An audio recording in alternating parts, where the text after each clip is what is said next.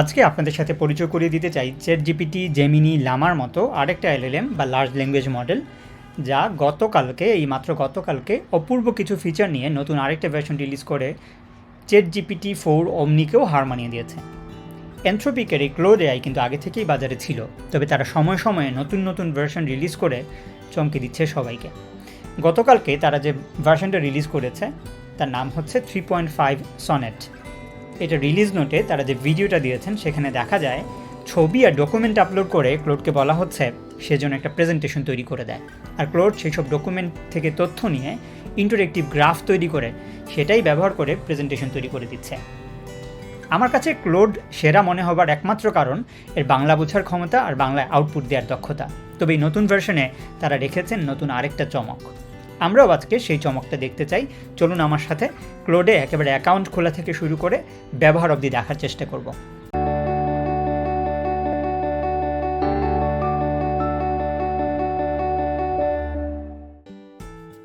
আপনার ইমেল আর mobile number দিয়ে account খুলে নিন,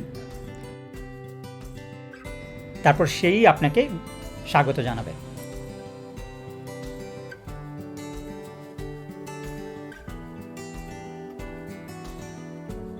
টার্মস অ্যান্ড কন্ডিশনে সম্মতি জানান আর তার সীমাবদ্ধতা সম্পর্কে জেনে রাখুন। এই হচ্ছে ইন্টারফেস, একেবারে সিম্পল একটা ইন্টারফেস, এবং আমার কাছে আউট অফ জেমিনাই এবং চ্যাটজিপিটি আমার কাছে মনে হচ্ছে এটা একটা নতুন ধরনের ইন্টারফেস এবং সুন্দর ইন্টারফেস। তো এখানে কিছু প্রম্পট অলরেডি বাকিদের মতো করেই সাজেস্ট করা হয়েছে।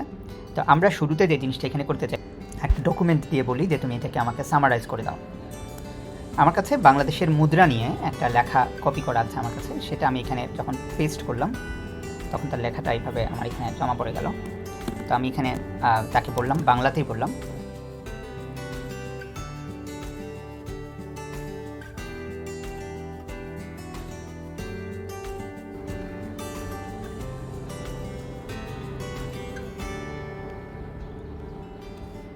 খুবই অপূর্ব বাংলায় এবং বেশ গোছানো বাংলা, সুন্দর পরিশীলিত বাংলায় সে আমাকে কিন্তু এই পুরো লেখাটার, এখানে যে লেখাটা, এটা অনেকদিন আগে কোনো একটা পত্রিকা থেকে বা কোনো একটা ওয়েবসাইট থেকে আমি এটা জমা করে রেখেছিলাম। তো আমি এখানে যখনই এটাকে সামারাইজ করতে বললাম, দেখুন কী সুন্দর করে পরিশীলিত বাংলা সে আমাকে সামারাইজ করে দিল। তো এটা হচ্ছে ক্লোডের বাংলার জন্য। আমার কাছে বাংলাটা খুব ইম্পর্ট্যান্ট, আমি বাংলা নিয়ে অনেক কাজ করি। আরেকটা ফিচার এখানে যেটা দেখাতে চাচ্ছি সেটা খুব ইম্পর্ট্যান্ট, খুব কাজের জিনিস, সেটা হচ্ছে যে ফিচার প্রিভিউতে চলে গেলাম।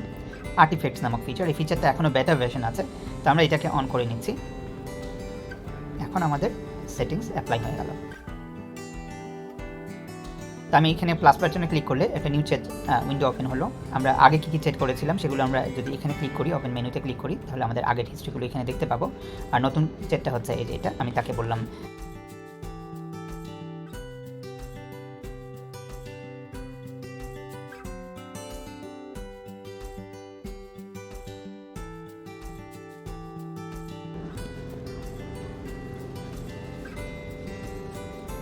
এই হচ্ছে আর্টিফ্যাক্টের খেলা।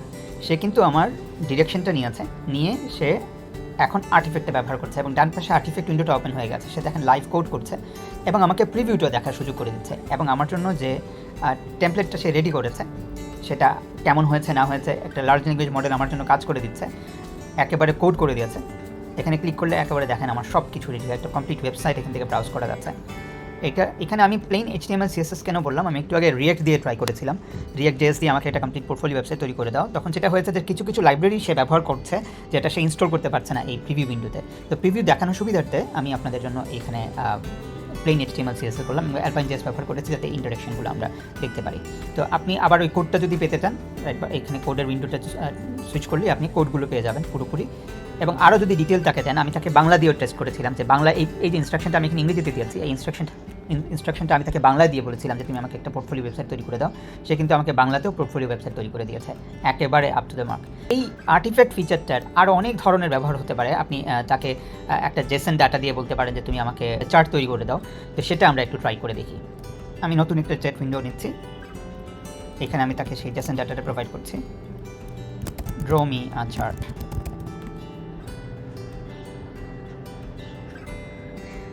এবং সে আমাকে চার্ট তৈরি করে দিচ্ছে। জানি না সেটা ইনস্টল করতে পারবে কিনা, যে প্যাকেজটা সে ব্যবহার করছে।